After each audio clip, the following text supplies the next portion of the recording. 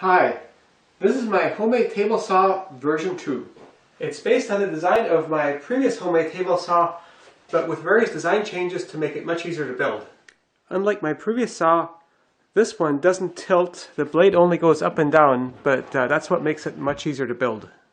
I built mine with a Makita handheld circular saw, but realistically, most circular saws from places like the Home Depot can be used. Here's two other cheap handheld circular saws, and to make them fit, you have to print out the template for the part that mounts right here.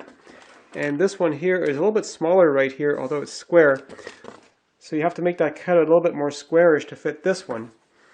The skill saw here is slightly more challenging because it's a bit wider, so you have to widen this cutout. And it also has this depth scale here, which gets in the way of this piece of plywood that has to go here. So if you use that one, I'd recommend you just cut this part off with a hacksaw. On my previous homemade table saw, I added a throat insert, and the reason I needed that is when tilting the saw, the blade actually moves to the side quite a bit because the saw doesn't use any trunnions. But I found the insert came out a few times, so I actually had to add some screws to hold it down, and the whole thing just became too much of a pain in the butt. On my new design, I just eliminated the tilt mechanism, and that makes the raising mechanism a lot simpler, and I don't need as robust a top because I have more room to reinforce on the bottom, and I don't need an insert because the blade never moves side to side. It is possible that this area around the blade gets chewed up over time, but if that happens, I can always rotate a narrow channel and just put a very narrow insert here.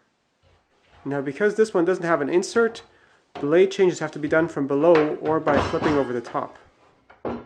Even though I used only basic tools in building this saw, it's not a project for those that aren't mechanically inclined. If you're intimidated by building this saw, I'd recommend you just take a circular saw and bolt it to the bottom of a sheet of plywood, like I did in my improvised table saw video.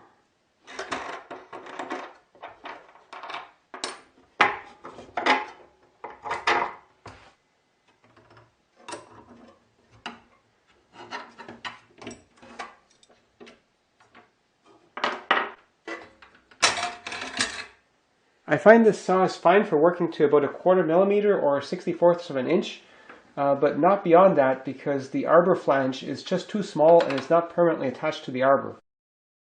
Compared to the arbor on my old beaver table saw, you can see it's much bigger and it's permanently bonded, and you need that kind of stability if you want to work to 5 thou or 1/10 of a millimeter for precision joinery.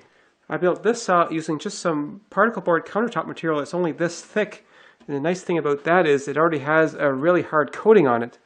But as I was building it, I realized an old desk would also be a really great material to use. So I made provisions in the plans for how to change it for tops that are much thicker than what I used.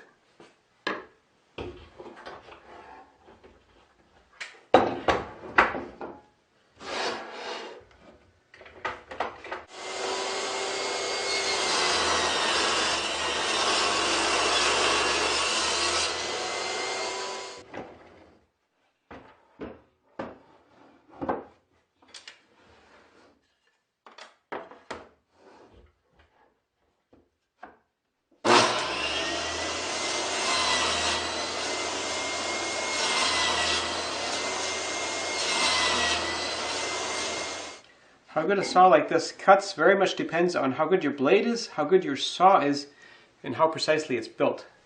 I have a very detailed set of plans available for this saw on my website, but because the whole idea of this saw is that it's a very inexpensive saw, I priced it very low, so in fact the plans cost about as much as I paid for this cheap saw blade.